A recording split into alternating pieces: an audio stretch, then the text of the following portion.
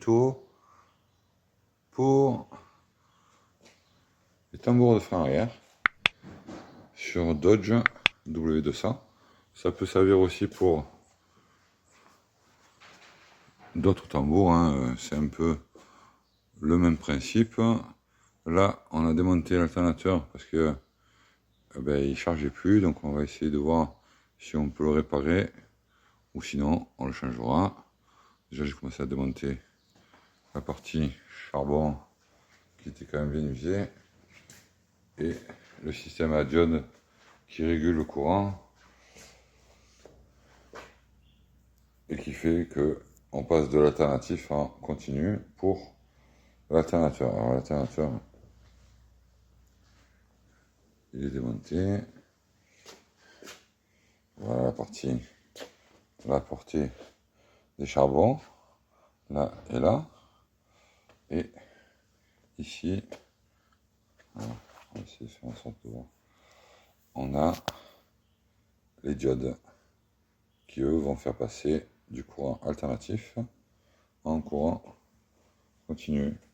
Principe de base, bobine de cuivre, l'aimant à l'intérieur, et avec la rotation, on crée un courant alternatif. Voilà pour l'alternateur. Et pour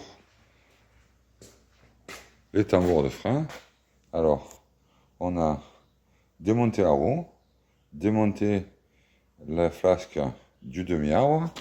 On va sortir le demi-arbre. Donc j'avais un peu commencé, hein. Donc voilà, on le prend.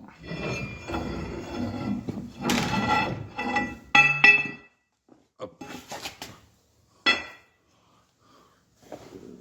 Là, donc on a notre demi-arbre qui part en fait à l'intérieur du pont. Alors, l'idéal c'est de marquer la partie au-dessus avec la partie ici pour être en face des trous lors du remontage. Là, on a un écrou, une flasque qui empêche le desserrage de l'écrou et un deuxième écrou derrière. Donc on va démonter cette partie-là et je sortirai après le tambour. Alors là, j'ai démonté les deux écrous avec la flasque au milieu qui permet de bloquer le serrage. L'idéal, c'est de desserrer au maximum les garnitures de frein qui sont à l'intérieur de chaque côté.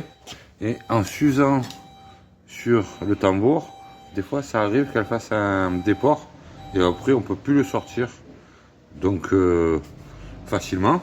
Et après des fois il faut un arrache et tout, mais bon, là je l'ai démonté, ça a été compliqué.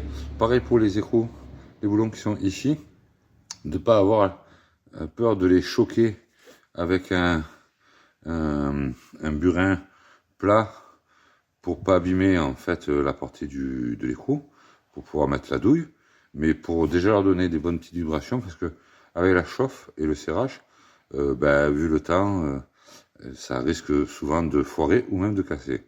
Donc le mieux c'est quand même dégrippant, choc, et après on fait le desserrage en faisant très attention, voilà, de pas foirer le boulon. Et à l'intérieur on a donc la partie roulement conique côté extérieur et il y en a un côté à l'intérieur, donc côté flasque. Voilà, avec un petit joint spi qui retient l'huile. Là, ça fait un passage directement jusqu'au pont, donc il y a de l'huile qui peut couler. Mettre une petite bassine au cas où. Bon, là, il n'y en a pas, c'est pas la peine. Voilà, donc là maintenant je vais sortir le tambour et on va pouvoir voir comment changer ou régler le tambour et vérifier qu'il n'y ait pas de souci. Alors là, nous avons le tambour qui est sorti. Là, on peut voir que l'usure, elle est quand même plus qu'à normal. Normalement, ça doit être sur une rangée bien linéaire. Et des fois, ça fait un déport ici. L'usure se fait à l'intérieur. Et quand on veut le sortir, la garniture qui se trouve ici passe à l'intérieur, ça fait comme un chanfrein à ce niveau-là. Et c'est ce qui fait qu'on ne peut pas sortir le tambour. Donc il faut bien les desserrer complètement. Là, nous avons donc une partie garniture. Là, la deuxième partie garniture. Le système, donc à l'intérieur, pour le frein à main. Et là, ici, le petit cylindre donc de frein arrière qui permet en fait, quand on appuie sur la pédale, de faire venir le liquide de frein jusqu'à là et de sortir les petits pistons de chaque côté. En écartant, ben, ça appuie la partie garniture sur le tambour qui va faire le freinage. En bas, nous avons le régleur avec le réglage automatique. Voilà, donc ça, tout ça, c'était complètement déréglé. Et j'avais fabriqué une petite pièce ici pour tenir le ressort qui se baladait. Et quand ben, j'ai nettoyé les, comment ça s'appelle, ben, la poussière de frein, plus les morceaux un petit peu de ferraille qu'il y avait, eh ben, je me suis retrouvé avec le ressort qui m'est apparu.